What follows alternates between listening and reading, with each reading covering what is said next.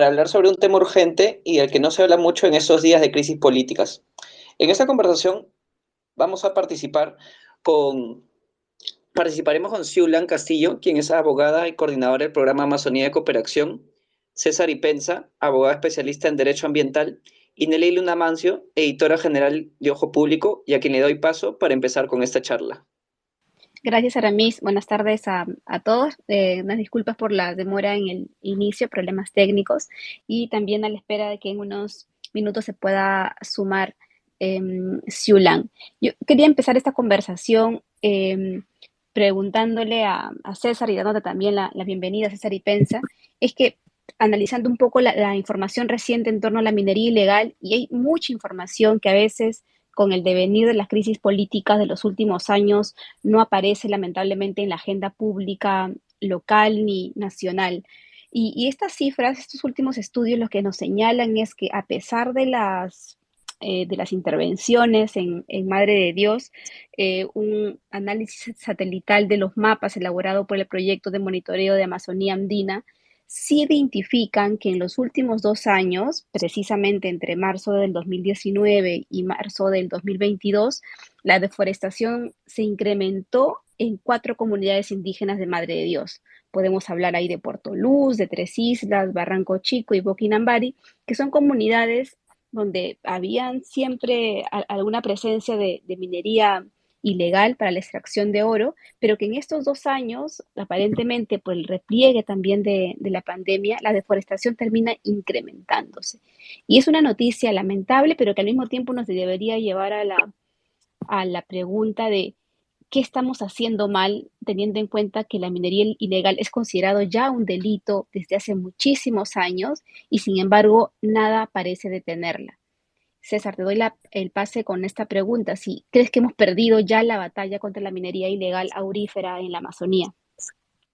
Buenas noches, Nelly, buenas noches, Aramis, y bueno, saludos a todas y todos en este space, ¿no? Entonces, sobre tu pregunta, Nelly, creo yo que la situación es compleja, pero yo siempre quiero ver el lado positivo. Creo que todavía tenemos la oportunidad de cambiar esta realidad de aquellos que amamos y vemos a la Amazonía como un espacio increíble que nos provee diversos servicios y bienes, ¿no? Creo que podemos todavía hacer mucho, pero lamentablemente las condiciones no están dadas.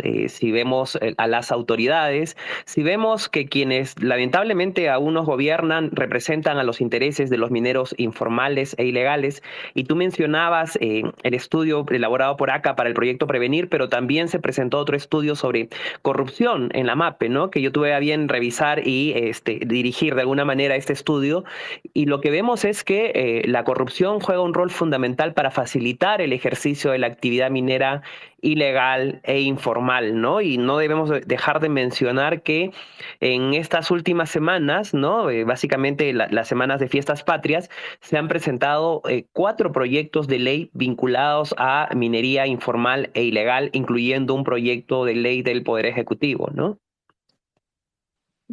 Solo para repreguntarte, César, y luego dar el pase a Aramis, que está con Siulan, es, ¿crees tú que en estos años, y tal vez nos puedes recordar en qué año se denominó como delito, se tipificó como delito a la minería ilegal en Perú, a diferencia de otros países en los que no es considerado necesariamente un delito por el nivel de devastación que estaba generando en la Amazonía?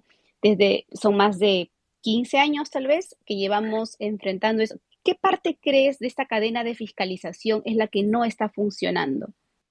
Nelly, son varias cosas, ¿no? Si vemos, por ejemplo, el proceso de formalización minera tiene 20 años, exactamente, ¿no? Entonces, el 2002 se da esta ley para emprender el proceso de formalización, y el año 2010, en el gobierno, bueno, en la gestión del ministro del Ambiente, exministro doctor Antonio Brac, ¿no?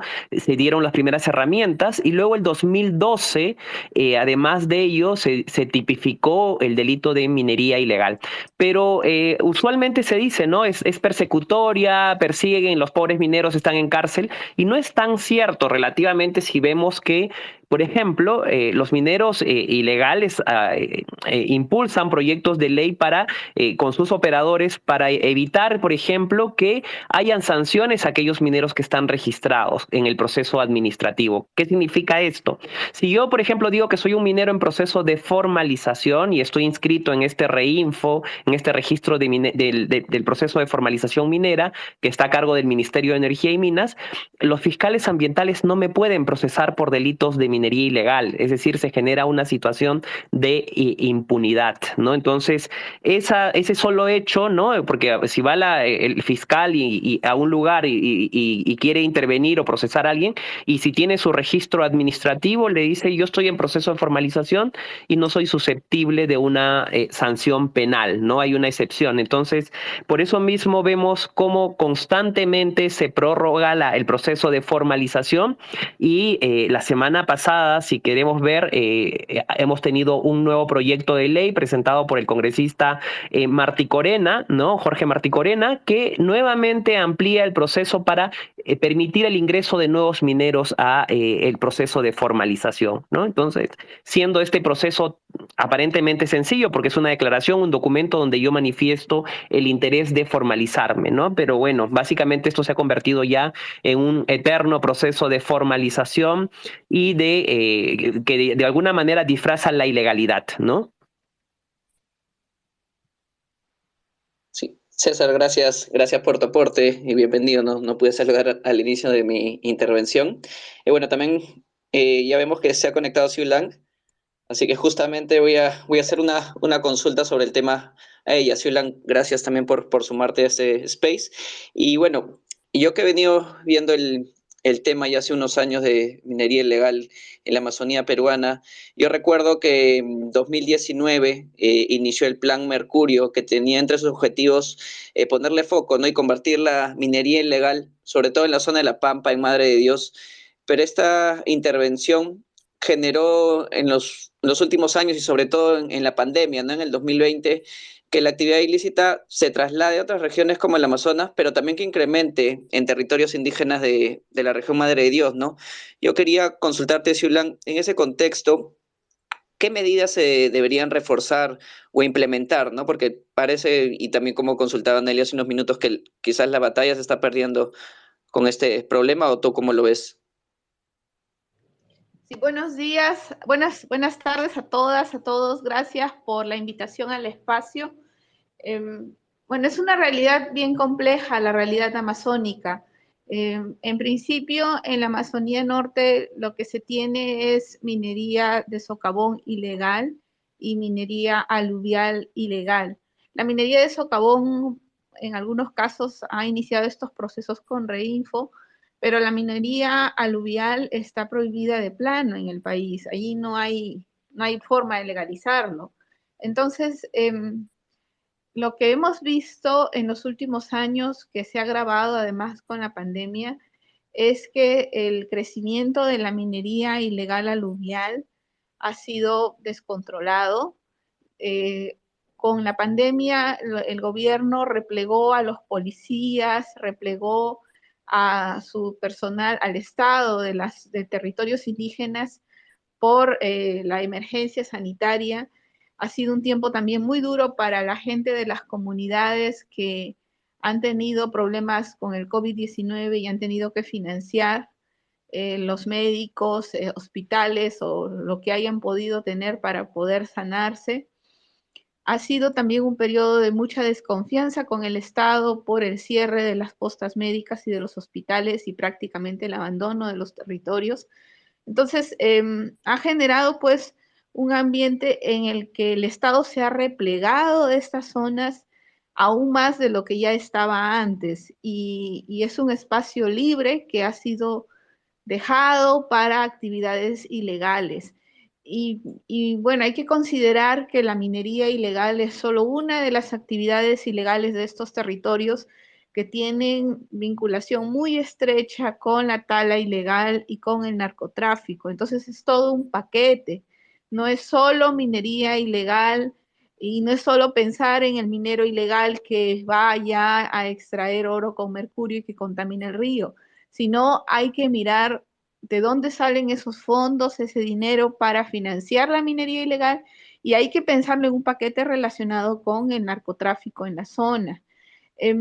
Además de eso, bueno, sobre la pregunta si yo considero que eso tenga alguna manera de ser retrotraído, de que se pueda reparar esos daños o de que se pueda evitar la presencia de los mineros ilegales allá, pues yo creo que sí, ¿no? Porque estos procesos siempre son dinámicos y en los procesos dinámicos se puede avanzar y se puede retroceder. Entonces, claro que hay posibilidades para evitar que los mineros ilegales sigan en la zona y para evitar que la minería ilegal siga creciendo, pero eso implica una coordinación muy estrecha entre el gobierno nacional, las organizaciones indígenas, implica también un mayor reconocimiento de la misma forma de articular y de manejar el territorio que tienen las organizaciones indígenas. Yo creo que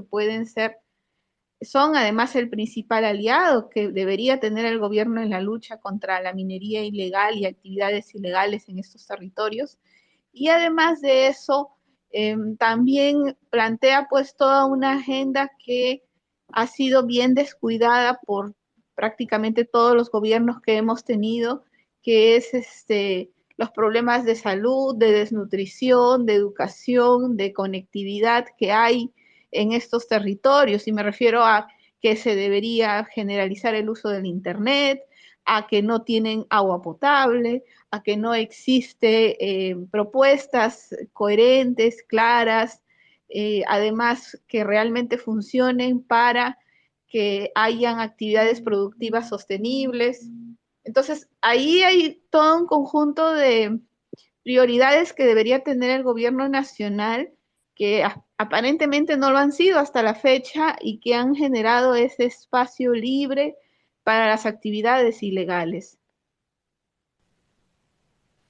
Gracias, Zulay. En ese contexto mencionas que en parte de la crisis también generada por la pandemia ha habido un abandono del control territorial y probablemente también de la fiscalización. Pero quería plantear esta pregunta para ambos, tal vez cuál es la percepción que tienen en torno a la demanda.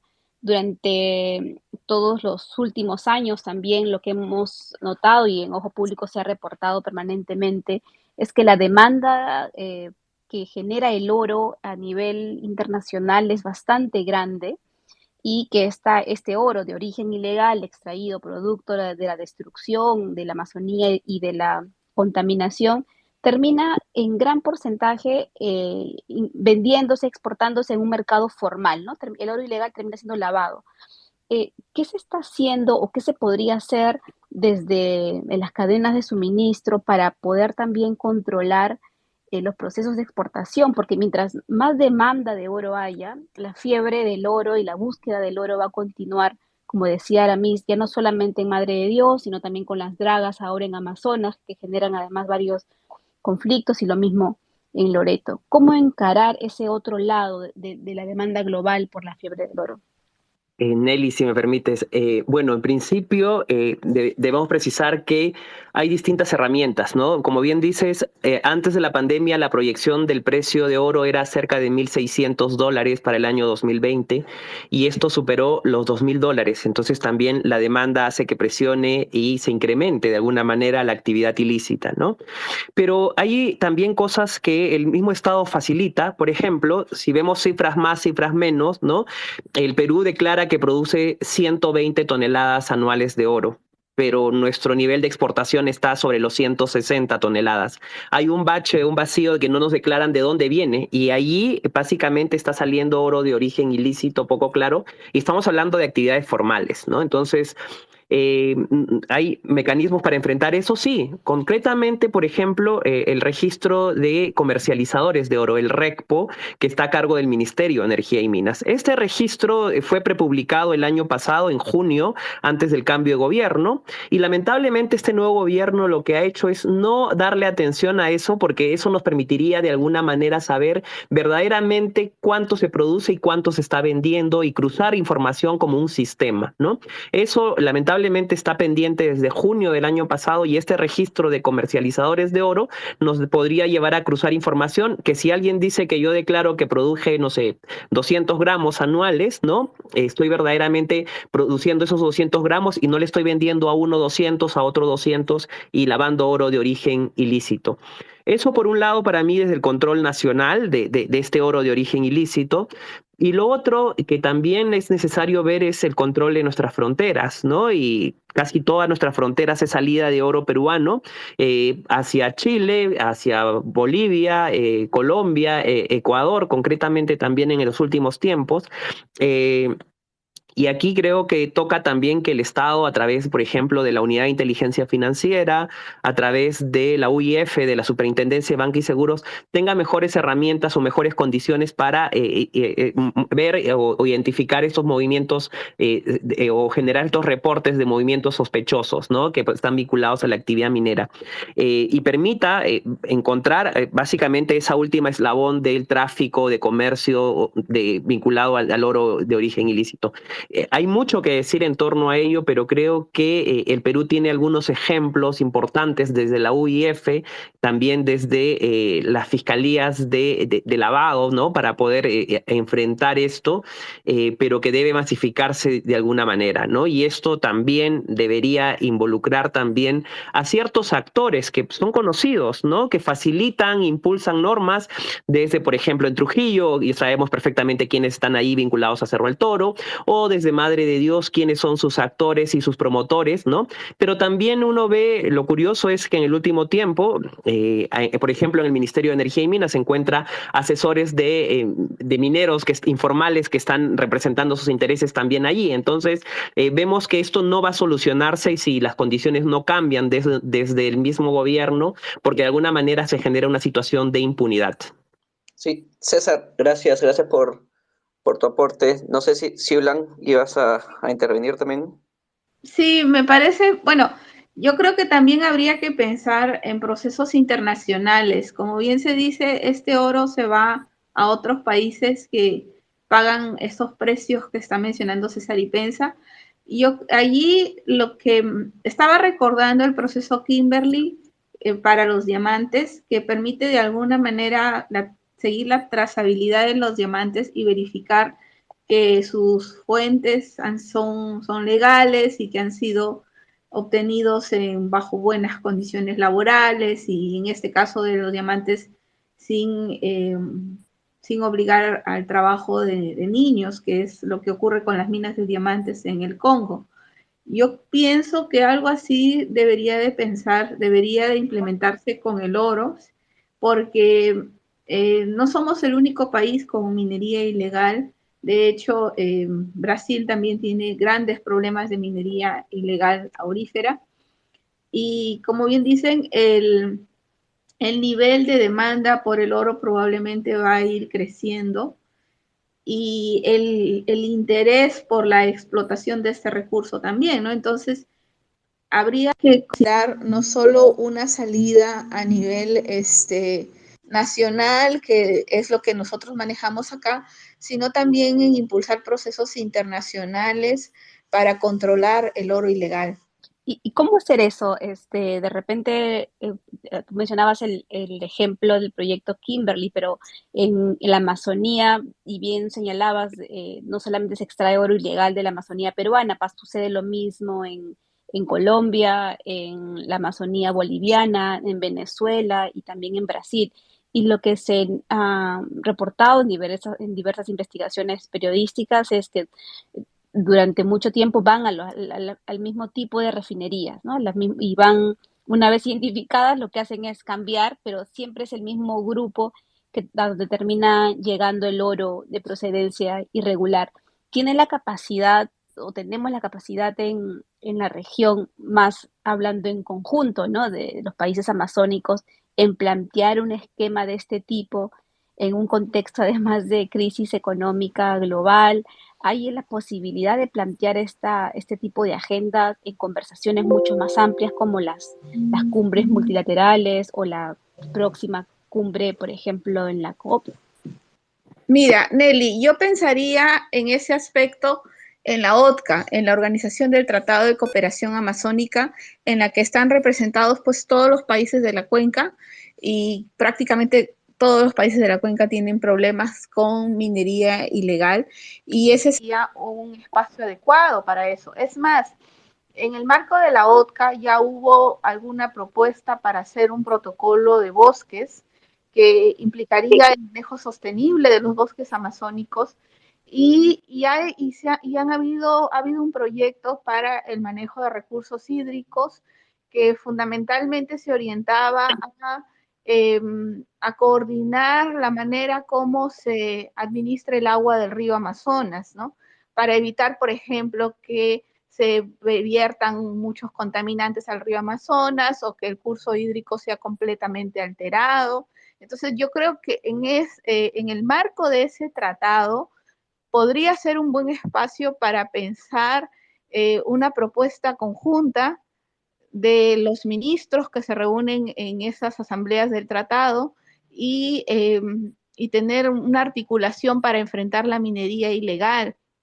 Ahora, eso es un tema de interés para todos nuestros países y yo creo que pensar la Amazonía solo desde el Perú es insuficiente, porque como bien se dice, las rutas de salida del oro son Brasil, son Ecuador, son Chile, o sea, necesitamos pensarnos de manera regional. La Amazonía no puede dividirse por las fronteras, todas nuestras fronteras son artificiales y además extremadamente porosas, porque en esa zona, pues es que tú puedes cruzar la frontera con facilidad y las naciones indígenas, pues no es que se circunscriben solo a un país, sino que la persona que está al otro lado es tu primo, tu sobrino y es también parte de tu territorio. Entonces yo creo que un espacio más adecuado sería mirarlo a través de esta relación que tenemos con los otros países y enfrentar este problema de la minería ilegal de manera regional,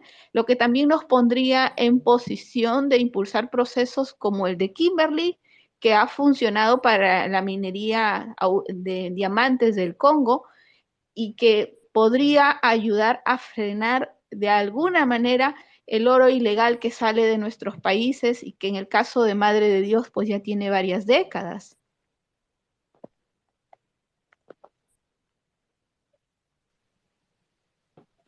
No sé si César quieres comentar algo Sí. al respecto. Sí, mire, si pensáramos en la OTCA, para mí sería el espacio ideal, pero lamentablemente sus niveles de incidencia y de decisión hemos visto cuán complejas están y por eso mismo los países luego aprobaron la declaración de Leticia, ¿no? Que de alguna manera pretende reemplazar esa inacción, ¿no? Yo veo que hay otras herramientas que también podríamos utilizar. Por ejemplo, si queremos ver a dónde va, por ejemplo, países europeos, ¿no? Europa aprobó un reglamento el 2017, que es el reglamento 821, ¿no? Que entró en vigor el año pasado, ¿no? Y que claramente establece políticas para el ingreso para prohibir el ingreso de minerales que provienen de zonas controladas por grupos armados o áreas afectadas por conflictos o violaciones a derechos humanos que representan básicamente el oro de zonas donde tenemos la esclavitud del siglo actual, ¿no? Que es la trata de personas. Y lo otro que también debemos ver más allá de la agenda amazónica, también creo que es el acuerdo o el convenio de Minamata sobre mercurio, ¿no? Y lo curioso es que un país amazónico, un país vecino nuestro, Bolivia, increíblemente se ha convertido en el primer país del mundo en importar mercurio y que luego este mercurio se desplaza hacia las otras regiones de Latinoamérica o de Sudamérica concretamente, y gran parte de las incautaciones de mercurio que ha hecho nuestras fiscalías ambientales provienen de Puno, de la frontera con Puno. Y lo curioso ahí que si vemos también una investigación, por ejemplo, que se ha realizado así de manera muy rápida, es que tenemos peruanos con con doble nacionalidad, peruanos, bolivianos, ¿no? Que han constituido empresas en Bolivia de donde importan mercurio desde México, por ejemplo, ¿no? Y que de ahí ingresan al Perú para luego desplazarse hacia Ecuador, a Colombia, donde el mercurio está prohibido. Entonces, allí creo que hay una agenda pendiente, no resuelta, ¿no? En que nos debe llevar de alguna manera desde la vía diplomática o desde la evidencia también a llevar este tema a las conferencias de las partes del convenio de Minamata, donde mostremos lo que está haciendo Bolivia o lo que está mal haciendo y que genera un impacto en toda la región. Y esto no va a poder ser controlado solo sobre nuestro país. Pero además, creo que el Estado tiene de alguna manera la obligación de generar esos incentivos positivos a aquellos mineros, por ejemplo, que no usan mercurio, ¿no? Y el caso concreto es que en Madre de Dios tenemos el CITE Minería, donde tenemos ya mineros que no usan mercurio, que están haciendo un buen trabajo, ciertas prácticas, ¿no? Pero ese oro extraído sin mercurio que no está compacto, ¿no? Es cuestionado, no tiene mercado, ¿no? Entonces, si estamos teniendo un producto sin contaminación, sin mercurio, creo que debería tener algún incentivo y allí también el Estado, desde el Ministerio de Energía y Minas, debería plantear, no sé, algún mecanismo también que nos permita masificar ese tipo de prácticas y reducir este insumo altamente peligroso. Ya el Programa de las Naciones Unidas para el Medio Ambiente nos ha dicho que es la sustancia más peligrosa y que no se puede eliminar, ¿no? Entonces, creo yo, desde esos dos tipos de instrumentos tenemos también alguna respuesta, ¿no? Y lo otro son espacios importantes, ¿no? El Grupo Latinoamericano de Acción Financiera, GAFILAT, que agrupa a las unidades de inteligencia financiera de 17 países de América Latina, el año pasado me pidió hacer un estudio sobre buenas prácticas sobre lavado de activos vinculados a la minería ilegal. Y creo que ese proceso que también lidera e impulsa GAFILAT puede ser una herramienta importante para todos los países de la región, más allá de solamente vernos como una isla o un país aislado, ¿no? Entonces creo que también esos espacios existen, sino para mí demanda sobre todo la decisión al más alto nivel para enfrentar y resolver esto. Y lamentablemente, como bien dicen ustedes, nuestros amigos de Ojo Público, ¿no? Estos temas pasan desapercibidos, poco atendidos, y el día a día, el contexto político hace que se invisibilice y además se sufran los efectos de manera más constante, ¿no? De inseguridad, de asesinato a defensores ambientales o de presiones sobre el bosque que cada vez es más complejo, ¿no? Gracias, César, por tu comentario. Yo quería un poco también hacer un par de consultas respecto a esa mirada regional sobre, si bien se habla de algún tipo de minería que sea una buena experiencia en la región y a la cual podría apuntar a Perú, teniendo como países vecinos a Colombia, ¿no? A Venezuela, que también tienen Amazonía, o Bolivia también. Ese sería uno. Y lo otro también, yo quería saber un poco qué alternativas o medidas se pueden impulsar desde el gobierno para hacer frente a, a lo que es el tema de la ampliación de formalización minera, ¿no? Que como bien sabemos se aprobó en diciembre del año pasado y va a ser una ampliación hasta el 2024, ¿no? Con lo que se abre una posibilidad para que los mineros ilegales continúen operando sin poder ser denunciados ante la fiscalía. Pero ¿hay algún tipo de salida que se pueda dar o ya estamos como, por así decirlo, condenados a tener que esperar hasta el 2024? Esas serían las dos consultas. No sé quién quisiera intervenir.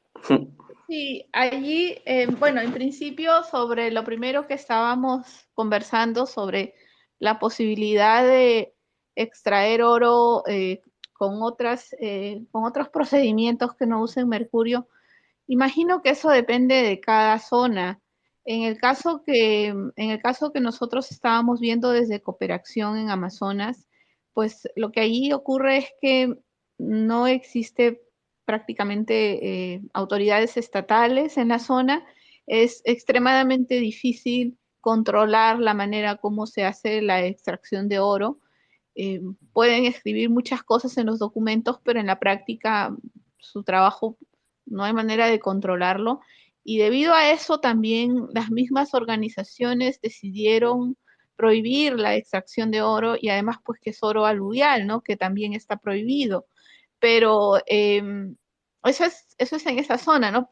No sé cómo será en otras zonas que probablemente haya más acceso por carreteras o haya mayores capacidades de controlarlo, la verdad no sé, pero no me atrevería a sugerir esa posibilidad porque es una puerta de entrada para que siga creciendo la ilegalidad, ¿no? Y la minería ilegal en estos territorios. Por un lado es eso, lo otro sobre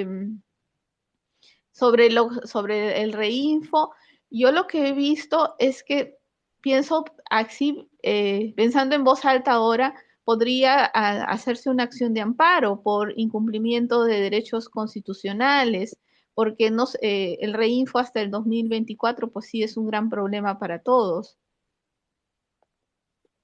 Sí, bueno, en principio, sobre las buenas prácticas que decía Aramis, yo debo precisar que usualmente los que promueven este tipo de actividades, sobre todo de minería aluvial, quieren que veamos las prácticas en Brasil o en Colombia, y la realidad allá es totalmente distinta, compleja. Hace poquito la Contraloría de Colombia ha presentado un informe que nos señala que el 85% de la minería de Colombia es ilegal, ¿no? Entonces, y Bolivia, el caso es mucho peor porque incluso se permite minería dentro de parques nacionales, que para nosotros es un delito, ¿no?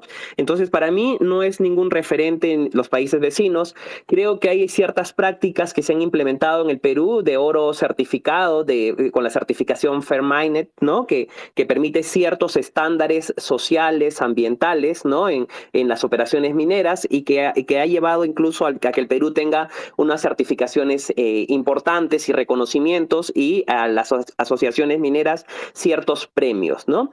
Sobre lo que señalas del reinfo, mira, yo discrepo abiertamente de esos procesos de ampliación eternas. No podemos seguir 20 años con ese proceso de formalización, ¿no? Y a veces no se entiende, ¿no? Yo digo, a ver, el año 2002 salieron las primeras normas para la minería de pequeña escala. Los mineros no sabían cuáles eran las reglas, y el Estado dice, bueno, voy a ayudarte a cumplirlas. Y por eso mismo crea ese proceso de formalización, ¿no? Que es la vía extraordinaria, ¿no? Yo extraordinariamente voy a formalizar a esta gente, ¿no?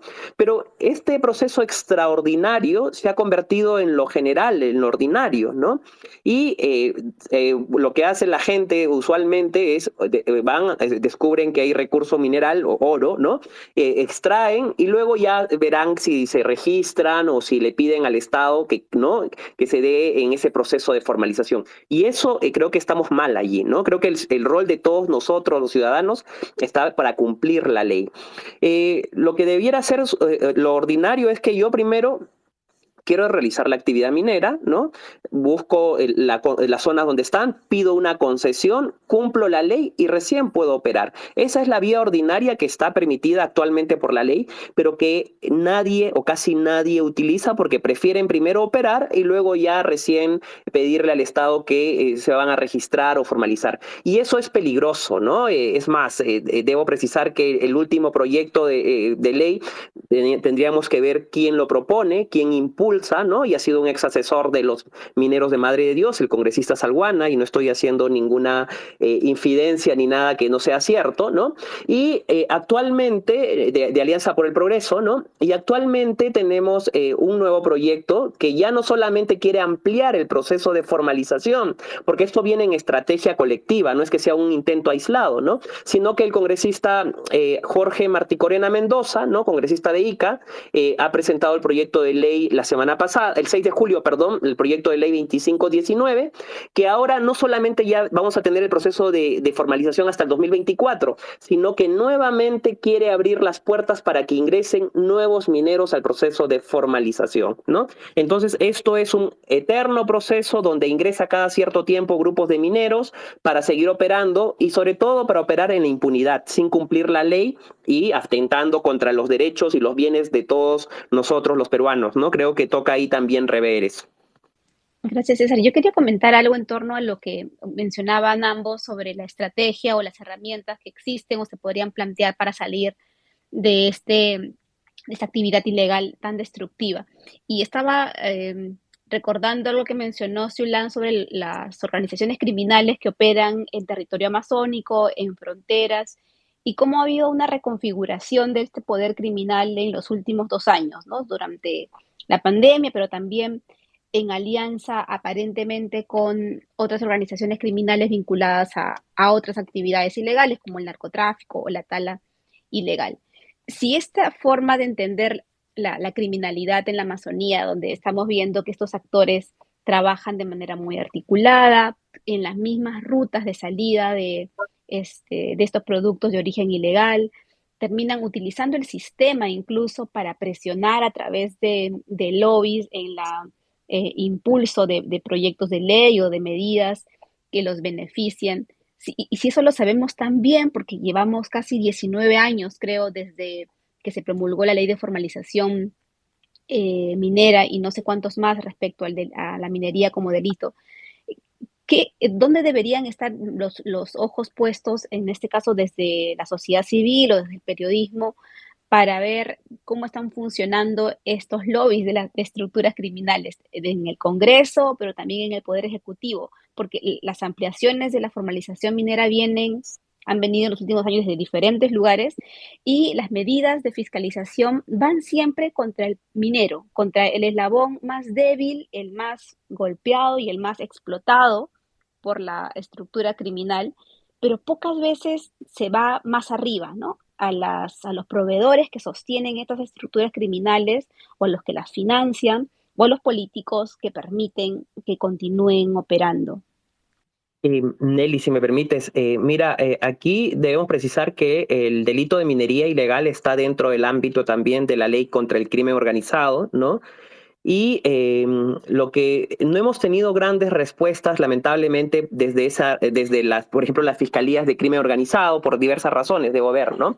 Pero un caso que para mí es emblemático es el caso de Madre de Dios, ¿no? Justo en el informe sobre corrupción en la minería, en la MAPE publicada o producida por el proyecto Prevenir de USAID, vemos y mostramos ahí, es cómo una organización criminal se instaura en el gobierno regional de Madre de Dios, cobra cupos a los administrados, a los mineros, para que no se los excluya del proceso de formalización. Cobraba entre 10,000 y 20,000 soles por minero para que no lo saquen, ¿no? Y la última información que tuvimos es que incluso esto vincularía hasta la cabeza del gobierno regional, ¿no? Entonces, si vemos eso, por un lado, creo que vamos a ver quiénes son, ¿no? No podemos tener, por ejemplo, a mineros o a quienes representen los intereses de los mineros informales o ilegales en los gobiernos regionales a cargo de las direcciones regionales de energía y minas. Y lo otro es, sabemos perfectamente quiénes se reúnen, ¿no? Por ejemplo, para la aprobación de la ley del proceso de ampliación, vemos cómo las organizaciones o los representantes de los mineros se reunían con ciertos grupos de congresistas, y ahí están los reportes, ¿no? Y nada nos costaría, por ejemplo, cruzar también quiénes son los asesores, pero a veces es más difícil, ¿no? Por el régimen fajo que tienen en los ministerios, ¿no? Y a quién representan también, y simplemente es googlear y poner el nombre de tal persona que ha sido ahí, y vas a decir, este aparecía siendo defensor o en las discusiones de los mineros informales, ¿no? Entonces ahí de alguna manera nos da algunas líneas o unos elementos para ver a qué intereses representan. Yo diría concretamente, por ejemplo, este registro de comercializadores de oro, que para mí sería una respuesta inmediata que puede sacar la otra semana el Ministerio de Energía y Minas, ¿no? ¿Por qué no se prepublica o por qué no se aprueba si ya hace más de un año se ha prepublicado, ¿no? Claramente está siendo detenido por ciertos grupos dentro de ese ministerio, ¿no? ¿Por qué se facilita o no hay una respuesta desde el Ministerio del Ambiente respecto del mercurio? Yo, con mucha sorpresa, si vemos el caso de este exsecretario de Palacio, Pacheco, ¿no? Que se filtraron unos audios donde se ve cómo él presiona al jefe de la SUNAT para el ingreso de mercurio al país. Y uno empieza a ver eso. Yo, a raíz de esa información que trascendió en la prensa, pedí por acceso a la información el reporte de ingreso de mercurio al Perú desde el año 2019. Hasta el 2018 el Perú no importaba mercurio ya. y a partir del 2019 me quedé con la ingrata sorpresa que el Perú ha permitido el ingreso de 70 toneladas de mercurio. Pero ya no solamente mercurio desde México, que era nuestro lugar de ingreso, sino que ahora también ingresa desde Japón, y me he quedado ingratamente sorprendido porque Japón impulsó el acuerdo, el convenio de Minamata por la contaminación en Minamata, ¿no? Por mercurio, y claramente vemos ahí que aquí hay una situación que requiere ser atendida. Entonces, son varias las herramientas, varios espacios en los que tenemos que fijarnos y poner el ojo para ver cómo funcionan y cómo se organizan en distintos espacios, ¿no? Gracias, gracias César por tu respuesta. Sí, creo que querías complementar algo adicional. Sí, bueno, en los casos que nosotros vemos, encontramos una vinculación muy fuerte entre el narcotráfico y la minería ilegal. Como bien dicen, no es suficiente frenar la minería ilegal, sino a los financistas, y aparentemente habría una vinculación entre ambos y en gran parte del financiamiento podría estar viniendo de esas fuentes. Ahora, allí habría que trabajar de manera internacional, porque estamos hablando de zonas de frontera y las rutas de salida son los países vecinos. Y también es lo mismo en el caso del narcotráfico. No es un problema que se pueda enfrentar solo desde nuestro lado, porque uno de los problemas que tiene la zona de Amazonas es que al otro lado de la frontera, en Ecuador, hay una zona también de extracción de oro ilegal. Es una zona muy grande y es una zona que tiene aún menos control que el lado peruano. Entonces, ahí hay que tener estrategias que miren a ambos lados de la frontera. Por eso sigo insistiendo en que la Amazonía no se puede mirar pues de manera aislada desde el lado peruano, sino se debe mirar de manera regional. Lo mismo ocurre, por ejemplo, con el tráfico de fauna silvestre. Entonces, allí no podemos seguir, no podemos pretender manejar estos problemas solo a nivel nacional. Necesitamos y debemos tener una mirada internacional. Gracias, gracias, Xulan. Justamente también te adelantaste un poquito a la consulta que te quería hacer y bueno, que se podría complementar. También bueno, también en unos meses nos estamos enfrentando a un contexto de elecciones regionales donde seguro van a haber promesas, ¿no? Pero, y tú bien decías, ¿no? Que la Amazonía hay que verla de una manera regional e integral y ahí también hay unos actores que muchas veces son olvidados, que son las comunidades indígenas, ¿no? Creo que no sé si de qué manera o qué reflexión te podría llevar, de qué manera se podría ver a estos territorios y los delitos que están enfrentando hace años e incluso que, que están generando asesinatos, ¿no? Por esa zona. No sé si desde Cooperación u otras organizaciones, de qué manera se pueden coordinar, porque se ven comunicados, pero quizás no hay como que alguna respuesta de los gobiernos regionales, ¿no? Que como bien decía hace unos minutos, en unos meses vamos a ver nuevas autoridades locales en estas zonas. Sí, sobre eso, yo creo que ahí hay que considerar que en gran parte el territorio amazónico es territorio indígena, y hay que considerar también que hablamos no solo de comunidades, sino de naciones indígenas con sus propias formas de manejar conflictos, con sus clanes, también con sus propias estrategias, y son aliados imprescindibles para el Estado Nacional en el manejo de estos problemas y en el control de estos territorios. Allí se hace necesario tener una relación muchísimo más estrecha con las naciones indígenas e incluso yo diría el reconocimiento de los gobiernos autónomos indígenas que probablemente son los que estarían en mejores condiciones para ayudar a controlar todas estas actividades ilegales bajo el liderazgo del Estado Nacional, porque también hay que entender que estamos enfrentándonos a criminalidad organizada y allí el Estado Nacional debe intervenir y debe tener el liderazgo porque no se le puede dejar eso a las comunidades. Sin embargo, el uso de sus conocimientos, el control de sus territorios, el conocimiento sobre las rutas de salida, en todo ese proceso no se puede avanzar si no se trabaja con los líderes indígenas que justamente están ahora bajo tanto riesgo y tanta presión, están siendo constantemente asediados, están siendo amenazados, los están matando.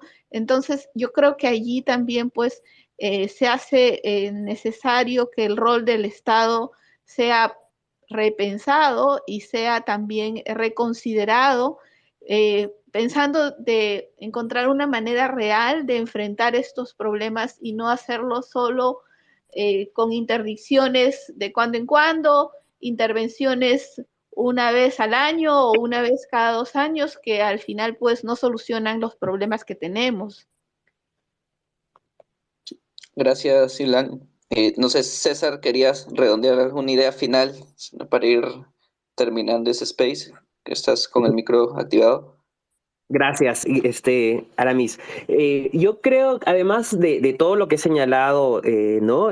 Siulan, también hay que generar incentivos positivos en torno a la protección de la Amazonía, ¿no?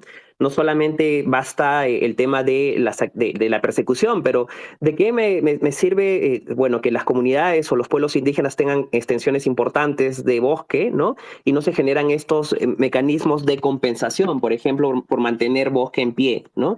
Y ahí el reto del programa más ambicioso del Estado peruano, que es el Programa Nacional de Conservación de Bosques para Mitigación del Cambio Climático, que está a cargo del Ministerio del Ambiente, tiene un rol fundamental de llegar y de generar estos incentivos para que los mineros no los convenzan o no ingresen a sus territorios y permitan el ejercicio de esta actividad, ¿no? Entonces también creo que hay una suerte de rever la Amazonía como un gran ecosistema que nos provee distintos servicios ambientales a la sociedad y a la humanidad. Creo que todos los que somos amazónicos entendemos esto, pero que todavía no se percibe y no se visibiliza ni a nivel nacional, ni todavía en la comunidad internacional, y toca a nosotros, los peruanos y a los amazónicos, hacer que eso suceda también, ¿no? Sí, allí justamente gracias César por esa intervención. Ahí yo tengo, ahí hay un problema porque ese mecanismo de incentivos para que las comunidades conserven los bosques contempla el pago, me parece, son 10 soles por hectárea por año. Bueno, al final, como manejan, pues estamos hablando de 13.000 hectáreas, 15.000 hectáreas, por ejemplo, en el caso de la Nación One Piece podría ser una suma considerable, pero la suma de 10 soles por hectárea por año es nada. Entonces, en alguna reunión que tuvimos en una de estas COP de cambio climático, se le preguntó al Estado Nacional, al Ministerio del Ambiente, sobre por qué se daba una suma tan reducida de dinero para este tipo de mecanismos. Incluso hubo una crítica de quienes financian, de quienes proveen estos fondos, porque la decisión de pagar estos montos es una decisión del Estado Nacional y no hubo ninguna respuesta. Yo creo que allí habría que reconsiderar si qué tan adecuados son estos mecanismos, que estos pagos realmente reflejen el valor del trabajo de las comunidades para la conservación de estos territorios y además incluso que el mecanismo sea diseñado de una manera que las comunidades, que las naciones indígenas puedan acceder a estos incentivos, porque una de las discusiones que tenían es que los mecanismos que se habían creado eran difíciles, eran complicados, no podían acceder a los incentivos y al final pues las comunidades que conservan sus bosques, que tratan de mantener el bosque amazónico en pie, no reciben los mecanismos internacionales que están diseñados para ellos, pero que no les llegan. Solo quiero recordar, Aramis, antes de que pues, cerremos el space, que a partir de lo que dijo Xulan, que precisamente un reporte de la FAO hablaba de que el Perú es uno de los países que menos incentivos económicos recibe, o sea, que brinda a las comunidades para el cuidado de los bosques, ¿no? O sea, en Perú es $3 cuando en otros países pueden superar los $100, ¿no? Es un informe que publicó el año pasado la FAO y el Fondo para el Desarrollo de los Pueblos Indígenas, que a mí me dejó bastante perturbada esa gran diferencia, y es lo que mencionaba Siulan, ¿no? No hay mucho incentivo para algunos defensores o comunidades a veces para proteger los bosques, y además que están bajo el acecho y amenazas de criminales. Sí, disculpen, estaba teniendo problemas con mi micro. No sé, César, ¿está habilitado tu micro o Sí. culminaste tu intervención? No, sí, bueno, cuando hablaba de esos incentivos, creo que sí, ¿no? Tenemos que repensarlos y también masificarlos, pero básicamente, si tanto se habla del mercado del carbono y de estos incentivos, bueno, también es una oportunidad rever eso, donde el Estado sea el que pueda controlar y evitar que hayan traficantes del carbono, como ya se ve en algunos casos, ¿no? Y creo que toca rever esos elementos de incentivos positivos para los pueblos indígenas y para las comunidades amazónicas en general, ¿no? Y con esto, bueno, muchísimas gracias por la invitación. Sí, gracias a ti, César, también gracias, Milan. Y bueno, con esto también culminamos este space. Gracias también a Nelly, a Ayrton, que nos ha apoyado en la parte técnica. Y bueno, gracias también a todos los oyentes que se han sumado esta tarde. Y bueno, pueden continuar siguiendo en nuestras redes para leer nuestros contenidos, ¿no? Muchas gracias. Gracias a todos, buenas noches.